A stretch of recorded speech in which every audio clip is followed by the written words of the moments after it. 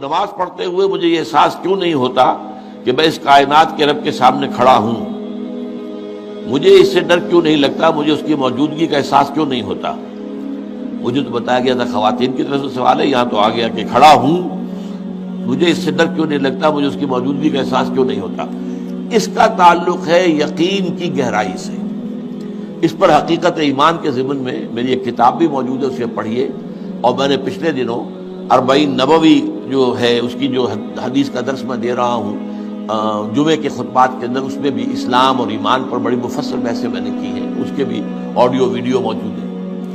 ایک ہے ایمان جس کو آپ کہیں گے لپ سروس، زبان سے ہم کہہ رہے ہیں کہ ہم نے اللہ کو مانا، رسول کو مانا، قرآن کو مانا، کتاب کو مانا، نبیوں کو مانا، آخرت کو مانا، روز قیامت کو مانا، جنت کو مانا، دوزخ کو مانا۔ یہ ہے ایک سطح۔ ابھی آپ کا یقین دل میں قائم نہیں ہے۔ اس وقت تو ظاہر بات ہے کہ آپ کا قول کچھ اور ہوگا، عمل کچھ اور ہوگا، اس لیے یقین تو ہے ہی نہیں، یہ تو صرف قول ہے۔ ذالک قولہم بافواہہم، اپنے منہ سے بات آپ نکال رہے ہیں صرف، لیکن یہ دل میں نہیں ہے۔ اچھا، اب دل میں اتر جانا بھی اس کے درجے ہیں۔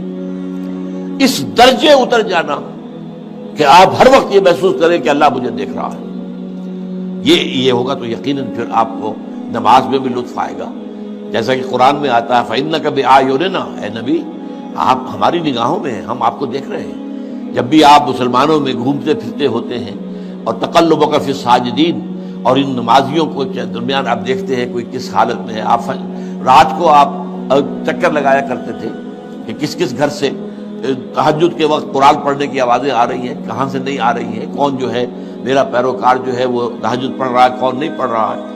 اسی میں وہ واقعہ آتا ہے کہ آپ گزرے حضرت ابوبکر کے مکان کے پاس سے، اور مکان آپ کو معلوم ہے وہاں کوئی کنالوں میں تو ہوتے نہیں تھے، وہ تو چھوٹی چھوٹی جو ہے وہ جھوپڑیاں تک سمجھ لیجئے، معمولی سے مکان، بہت وہ ایک دو کمرے کے جو ہے کوٹڑیوں کے، کمرہ نہیں کہنا چاہیے، مکان۔ تو ظاہر بات ہے اس کے اندر اگر کوئی شخص قرآن پڑھ رہا ہے تو باہر سے گزرنے والا سنے گا۔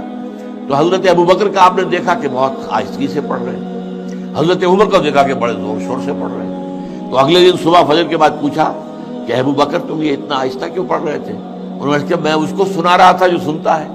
اللہ کو سنانے کے لیے بلند آواز سے پڑھنا تو ضروری نہیں ہے، اللہ تو میں کتنے ہی ہلکی سے ہلکی بات میں کہوں، بلکہ صرف کلام نفسی بھی ہو، دل ہی میں بات کروں، وہ بھی اللہ کے علم میں آ جائے گا۔